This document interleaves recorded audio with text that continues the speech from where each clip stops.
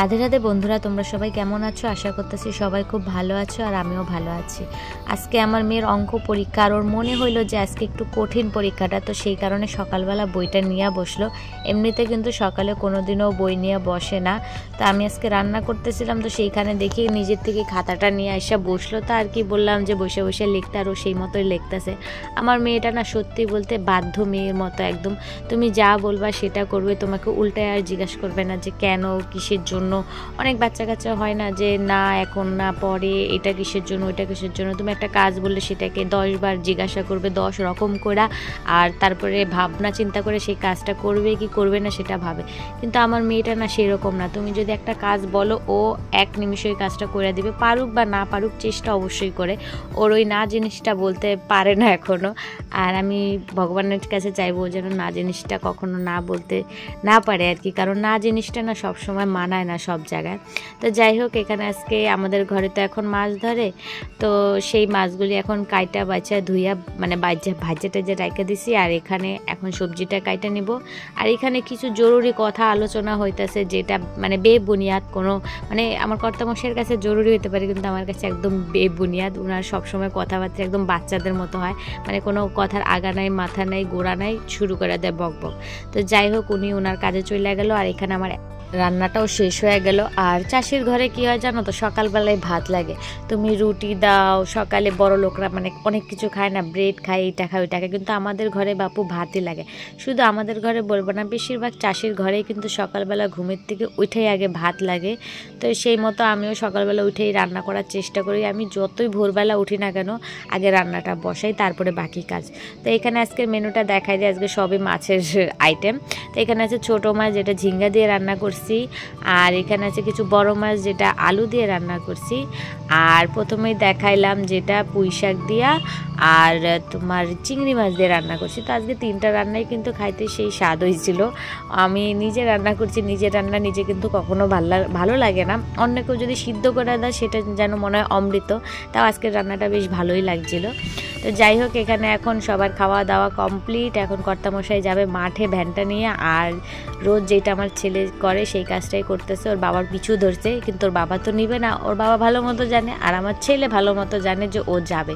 তো যাই হোক, ওকে রাস্তা অবধি নিয়ে গেল, তারপরে যেটা আর কি রোজ করে রাস্তা অবধি নিয়ে গিয়ে আবার আমি নিয়ে আসি, মানে ঠকানো যেটাকে বলা হয়, একটুখানি নিয়ে তারপর আমি নিয়ে আসি। ওই ভ্যানে বসলো তো একটু ঘুরলো, তো এটাই অনেক।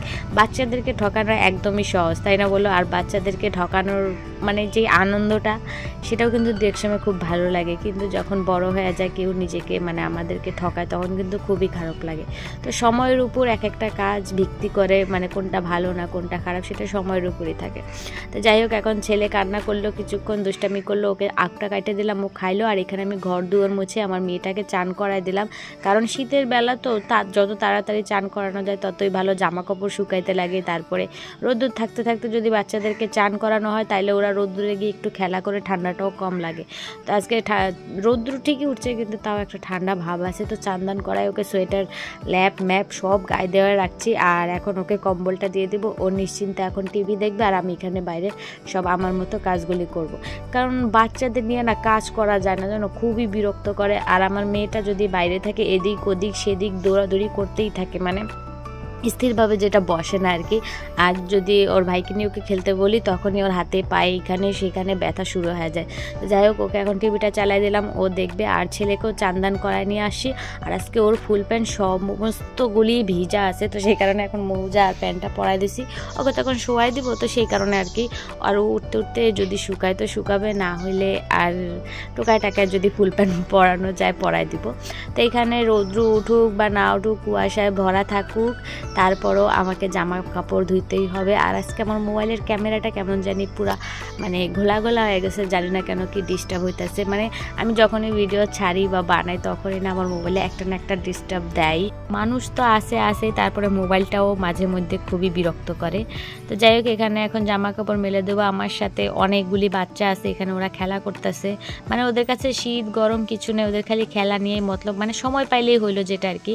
একটা সময় ওদের স্কুল যাইতে হয়, সেই সময়টা ওদের ভালো লাগে না। সেই সময়টা যদি ওদেরকে খেলতে দেওয়া হয় তাহলে যে কি আনন্দটাই লাগে। ওরা তখন শীত দেখবে না, গরম দেখবে না, বর্ষা দেখবে না, ওদের শুধু সময়টা পাইলেই হইলো। তো যাই হোক, এখানে এখন জামা কাপড় ধুয়ে টুয়ে সমস্ত কাজই তো হয়ে গেছে, এখন চানটা করে নিব।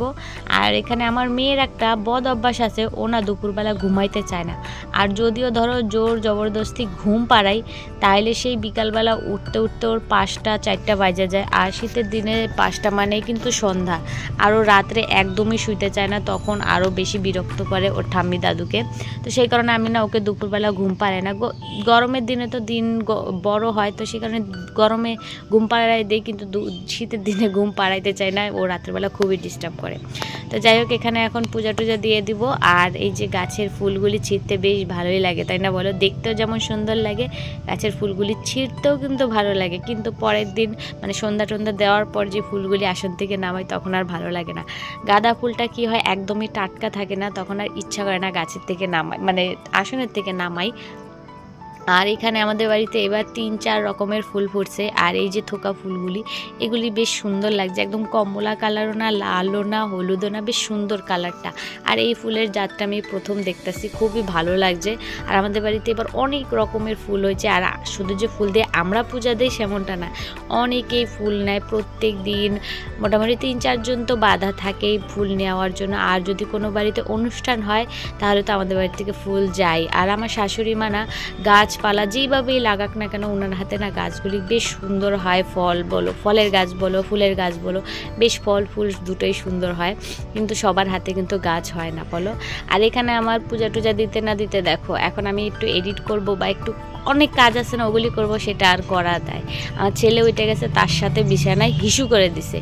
ও ঘুমের থেকে উঠা মানে 2-1 মিনিট সময় দিবে, তো সেই সময়টা আর পাই না, ও ঘুমের থেকে ওইটা হিসু করে দেয়। আর এখন তো আমার মেয়ে বড় হয়ে গেছে, তো আমার চিন্তাটা একটু কম হয়ে গেছে। আমার মেয়েই দেখো একদম মায়ের মতো যত্ন করে নিজের ভাইকে রাখবে, জামা প্যান্ট পরাবে, খাওয়াই দিবে।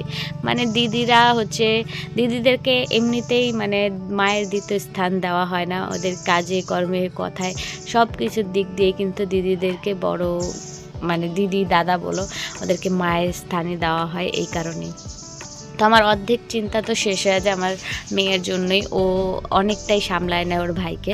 তো এখন আর কি, এই যে মহাশয় উঠে গেছে, ওনাকে এখন প্যান্ট ট্যান্ট পরায় চলে গেছে আমার বান্ধবীর কাছে। আর গিয়েই না ও হিসু করে দিছে, একটা প্যান্ট যথারীতি পাইছি খুঁজা টুজা, ওটা পরাইছি, হিসু করে দিছে। এখন গিয়ে কি আর করব, ওর আমার বান্ধবী একটা ওর ছেলের প্যান্ট পরাই দিল। আর কত বড়, পরার পর না খুব সুন্দর লাগতেছিল, মানে কিউট লাগতেছিল। এখন কিন্তু দুপুরবেলা, তাও দেখো আজকে রৌদ্র উঠল না, তো পুরো কুয়াশা কুয়াশা, ভালো লাগতেছে না দেখতে। তার মধ্যে আমি করছি আজকে শ্যাম্পু, আর মাথা শুকাবে কি শুকাবে না জানি না, সেই এরকম করে জড়া মরা বাদ দিয়ে রাখা দিব, কালকেরটা কালকে দেখা যাবে। এরকম করেই না আমার চুলগুলি অর্ধেকের বেশি উঠে গেল, যত্ন তো হয় না। তারপরে ভিজা চুলোয় যেইভাবে খোপা বাঁধে রাখি, আমার ছেলে হওয়ার আগে যাও একটু চুল ছাড়া রাখতাম শুকানোর জন্য, এখন সেটা আর হয় না। চুল ছাড়া রাখলে অর্ধেকের অর্ধেক হয়ে যায়, আমার টাইনে টাইনে চুলগুলি ছিঁড়া ফেলে আমার ছেলে। তো এখন ওই প্যান্টটাতেও হিসু করে ফেলছে, আবার পাল্টায় এই যে আরেকটা প্যান্ট পরাই দিলাম। মানে ওর এখন এগুলিই চলবে।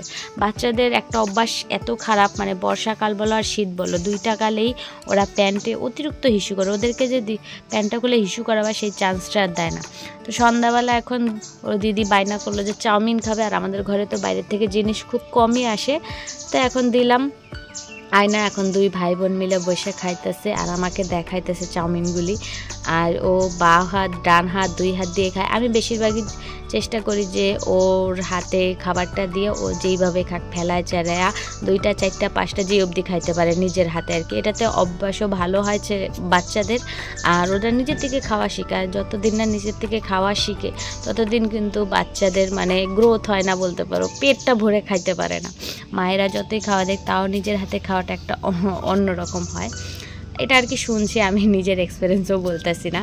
তো যাই হোক, এখানে এখন রাত্র হয়ে গেছে, খাওয়া দাওয়া করে চলে আসলাম বিছানায়। আর তার আগে একটু দেখাই দেই, দেখো বাইরে এই যে আমাদের বাড়িতে যে 6টা কুকুর আছে, ওর মা এটা প্রত্যেক দিন রাত্রে 9টা 9:30টার দিকে আমাদের বাড়িতে চলে আসে। একটু মুড়ি রুটি যা থাকে সেগুলি দিই, ভাত তো থাকে না। আর রাত্রেবেলা ভাত ঠান্ডা থাকে, তো সেই কারণে ভাত দিই না, রুটি দিই। তো এখন খাওয়ানো হয়ে গেছে, ওরে খাবারটা দিছি, খাওয়ার পরে এখানে দাঁড়া রয়েছে, মনে হয় ওর পেটটা ভরে নাই। আর বাইরে দেখছো কি কুয়াশা, মোবাইলে খালি অন্ধকার অন্ধকার লাগতেছে। আর এখানে আমি ওকে বলছি যে যা শুইতে, ও সেই মতো শুইতে যাইতেছে, একটু ঘুরে একটু বসে, একটু ঘুরে একটু বসে। তো এখন দরজাটা বন্ধ করে দিলেও চলে যাবে। তো যাই হোক বন্ধুরা, ভিডিওটা এখানেই সমাপ্ত করি। আশা করতেছি ভালো লাগবে, আর ভালো লাগলে একটা লাইক করে দাও, আর ভালো না লাগলে সরাসরিভাবে স্কিপ করে দিও। শুভরাত্রি, সবাই ভালো থেকো।